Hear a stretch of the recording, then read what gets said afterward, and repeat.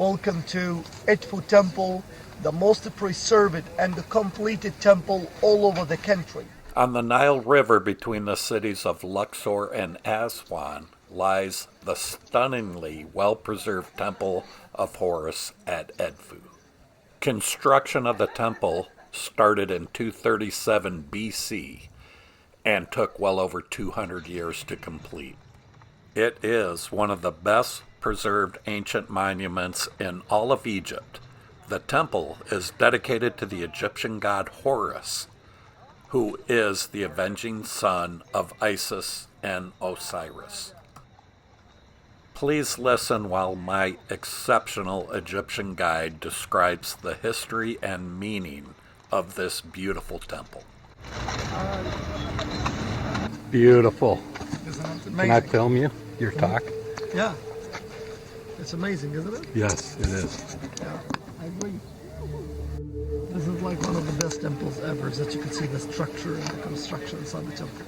Okay, everybody, so right now I would like to welcome all of you in front of a very impressive temple. Welcome to Edfu Temple, the most preserved and completed temple all over the country. I might asking, like, why this temple is the most preserved temple? What's here make this temple keep in a perfect condition? If you remember when we were in the Karnak temples, we say that the damage that happened to Karnak, that was because the people who came to destroy the dam that were used to protect the temple from the flood of the Nile. But please here look to the dam that's still in a good condition. Do you see it? The big wall around you? So actually, that's mean the people who came to live here, they never destroyed this dam to build their own houses. And that's mean the flood of the Nile never succeed to attack Edfu Temple. That's why Edfu Temple, it is the one that survived and became the most preserved and the completed one. For which got dedicated Edfu Temple. Edfu Temple in ancient time, it was dedicated to worship a very important god. It was dedicated to worship the god Horus, the falcon god, the son of Isis and Osiris, and the god of the protection in ancient time. And actually, we might asking why the ancient Egyptian, they choose the falcon, the bird, to be the protector of the people. Actually, the ancient Egyptian, they found that the falcon is the only bird that could fly far away from the earth, had a very sharp eyes covering a big area around. And if you need a help, this is the only bird that could dive in a second down to could protect you. So the ancient Egyptian, they found that physically, the falcon is the one that could protect, watching and helping you. So that's why the ancient Egyptian choose the falcon god Horus to be the protector of the whole world from the evils. That's why if you have been to Turkey or if you have been to Greece, you saw the blue eye, right?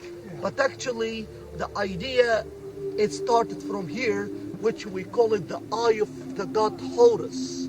The ancient Egyptian believed that the sharpness of the falcon eye could see the evils that your human eye couldn't see and could protect you from the evils. That's why this idea started to go from one generation to another till it reached Greece, till it reached Istanbul, and they started to make it blue eye. So that's why if you go to any Egyptian home now or in Turkey, you find that they put the blue eye in the middle to protect them from the bad evil. That's taken from the ancient Egyptian myth and the ancient Egyptian legend. So in front of the temple right now, you could see two falcons standing in front of it. So here they represent the god Horus, but they show Horus as the protector of Upper Egypt and the protector of Lower Egypt. So Horus, he's protecting the whole country.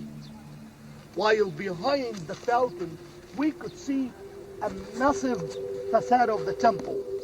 This facade, it's considered to be the second largest one all over Egypt. Largest one, it's a Karnak temple. Second largest one is the one that we're standing in front of it. Each of those towers consists of 11 floors inside. Each floor has from 5 to 7 chambers.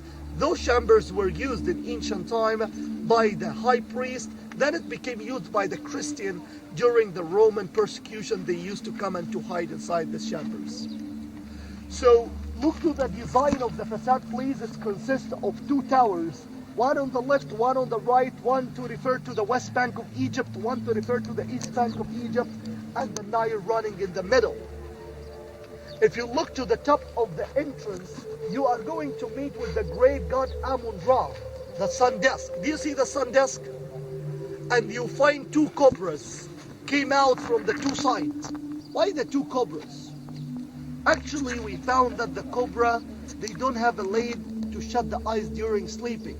So when the cobra is sleeping, it's still opening the eyes. So the ancient Egyptian wanted to send a message from the scene that the great god Amun-Ra, he never ever sleep. He's usually opening his eyes, watching the east and west bank of Egypt. So this is the concept that we believe about it. The god never sleep. Is actually carving on the top of the entrance the great god Ra with the two cobras from the two sides.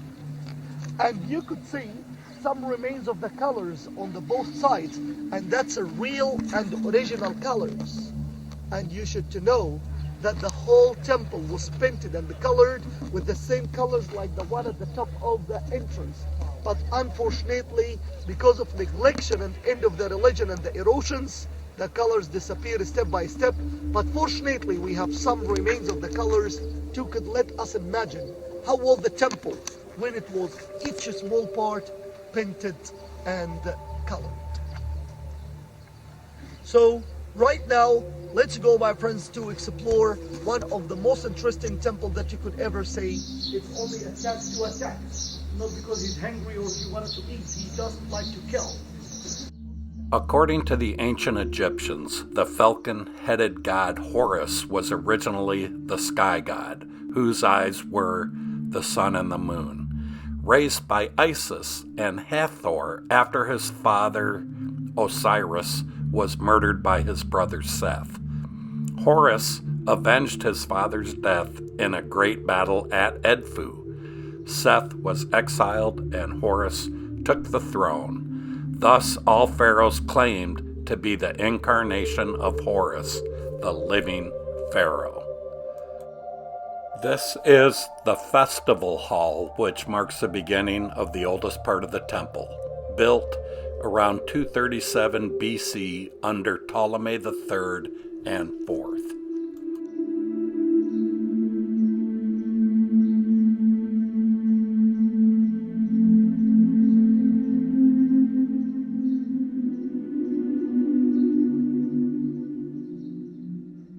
The Temple of Edfu was abandoned after the Roman Empire became Christian and paganism was outlawed in 391 AD.